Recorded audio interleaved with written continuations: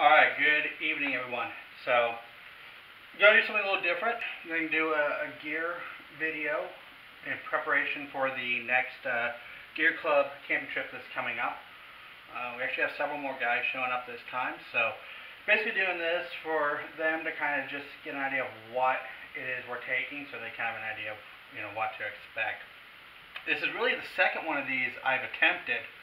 The other one I tried last month, but I cut myself pretty badly.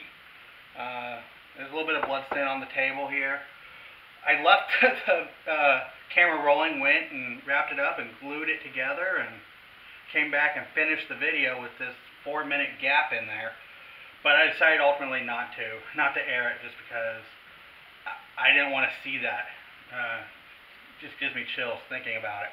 It's a pretty bad cut. So I'm not unsheathing any knives, or not any small knives, so I can't do that again.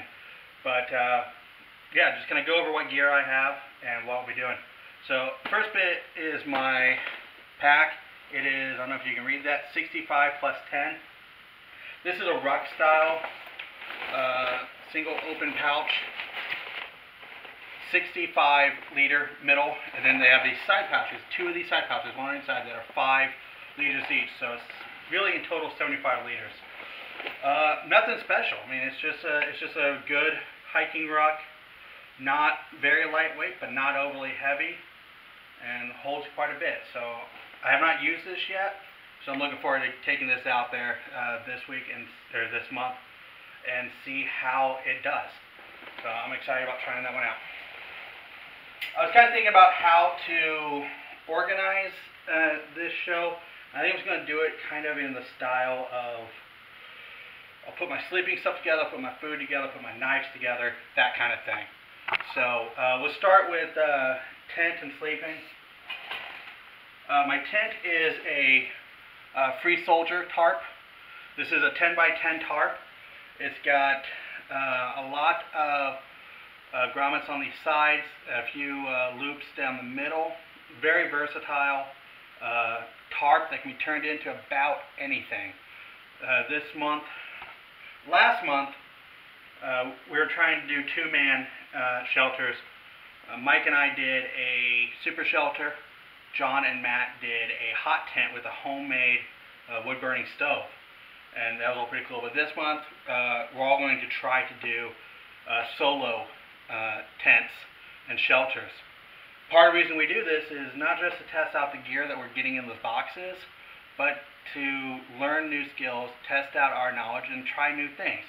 We made mistakes doing a super shelter, and now we know what to do differently or what not to do. And we'll try it again come next winter, but it's going to be a little warmer. We're going to do single shelters. So I'm going to make an A-frame tent out of this. It should be pretty simple. I will be sleeping with just wool blanket, 80-20 military surplus wool blanket. In this bedroll, I also have a foam sleeping pad that's got foil on both sides, and my tent stakes are in here. So there's 10 tent stakes, foam sleeping pad, and the wool blanket. And I will be outside of this. I'll be sleeping on this tarp, which is foil on one side and green on the other. This is a 5x7 tarp, so this will fit around this kind of like taco style. So I'll have I'll be laying on a sleeping pad with the blanket wrapped around me, and then this to reflect any heat inside my tent. I don't plan on doing anything like putting up survival blankets to reflect heat. I'm just going to try to do it like this and see how it works, and hopefully survive till morning without freezing. That basically covers my shelter and sleeping, except for one thing, and this is really kind of the silliest thing I have, really the most decadent, I guess you would say, and it's a good camp pillow. See, that's pretty good size. But it's inflatable, it rolls up pretty decent, it fits inside the bag when it's deflated and rolled up. But Yeah, I'm in my mid-30s. I work an office job. My body just doesn't really take to the woods too well or bad sleep, and if this can help me get a better night's sleep, that's just better for the week ahead. So I do have that, and I pack that along. I guess next we'll do my food stuff. So I just got the Nalgene. I think this is a 38 ounce, and just a basic cheap camp cup.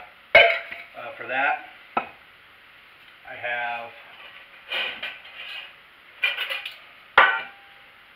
tension spreaders that will go with that if I ever need to put that over the fire. Just an aluminum camp plate, aluminum fork, two-sided fork.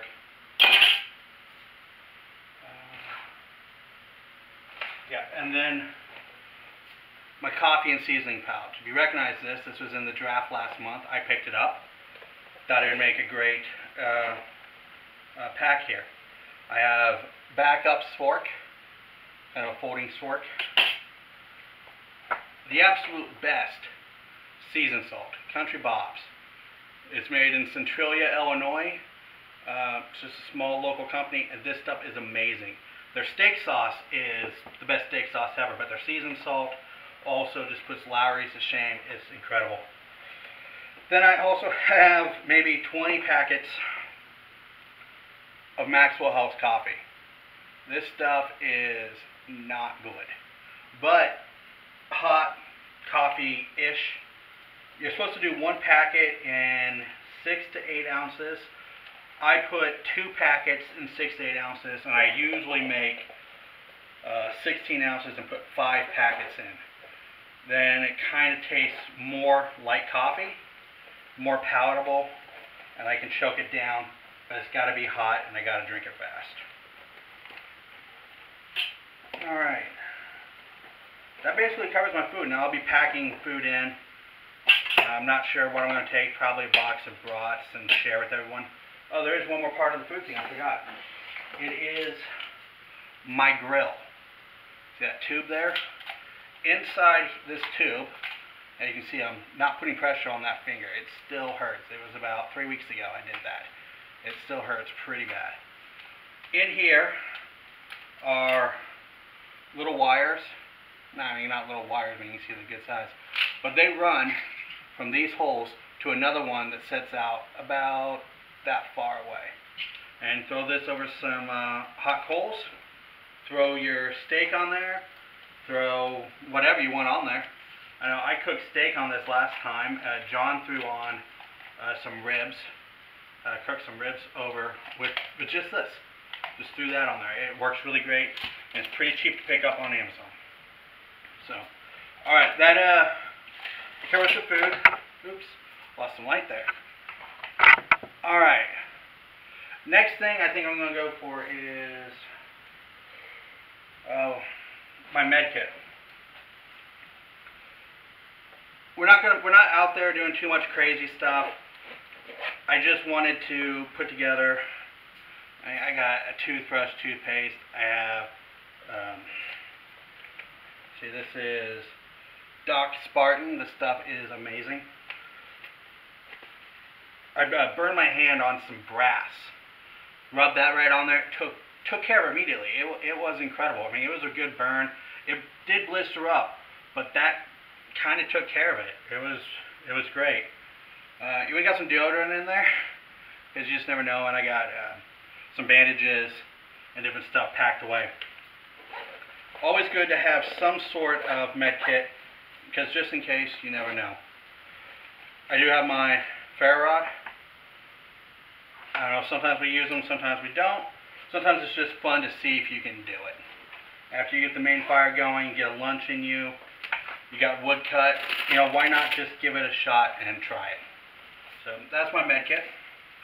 To go along with that, a must when you're out, travel pack of baby wipes.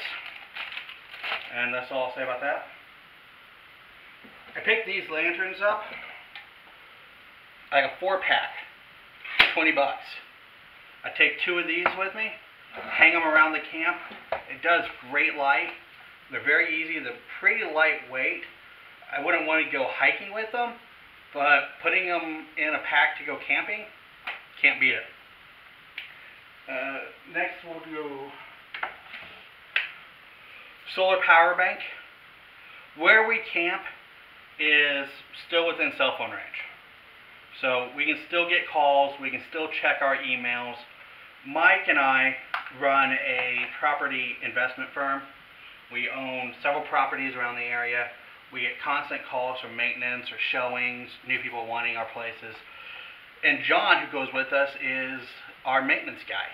So he's always taking maintenance calls and all that. So we have to have our phones, we have to be accessible. So having that extra power bank really comes in handy and lets us stay in touch even though we're out in the woods.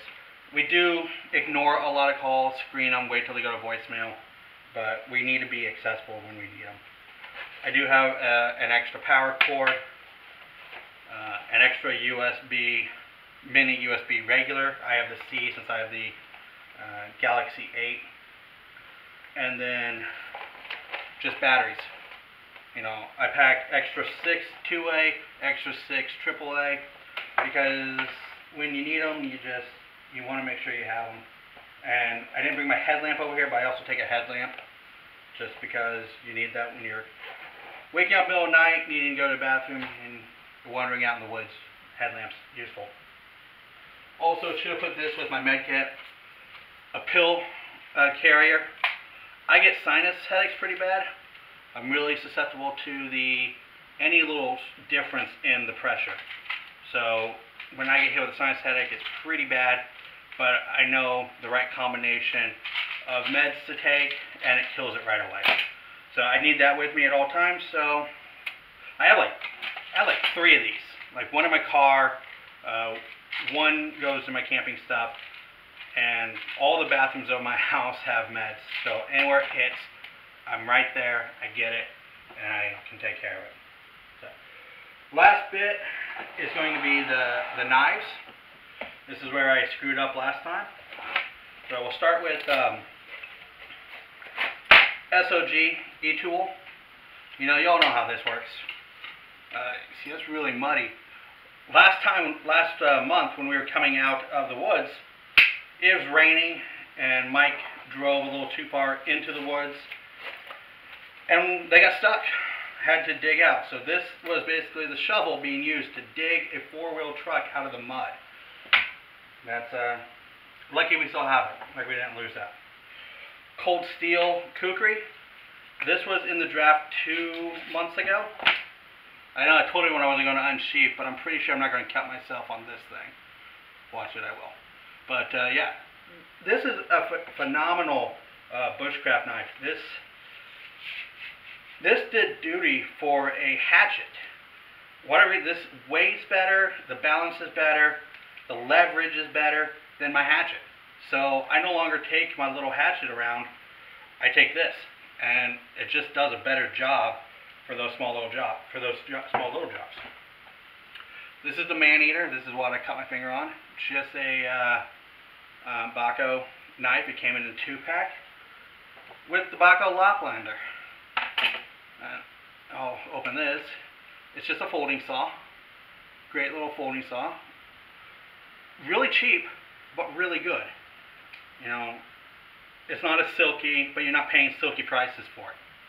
This is phenomenal. I like it when I need it. Actually, as far as the bushcraft knives goes, this is pretty decent too. I can attest, it is extremely sharp. And then the big thing, Grain Force Brooks Scandinavian Forest Axe. This thing is just phenomenal. I mean, even with the sheath on, you can see just how thin that profile is. You can imagine how well that bites into wood. This, you can just go to town with this thing. It's so sharp, it's so thin, it just bites into the wood, it cuts it up phenomenally, and I'm so happy with this. This was such a great purchase. We were able to process so much more wood, so much easier last time because of this. It saves you a lot of energy and a lot of calories. So, Alright, that's my gear loadout for the upcoming camping trip.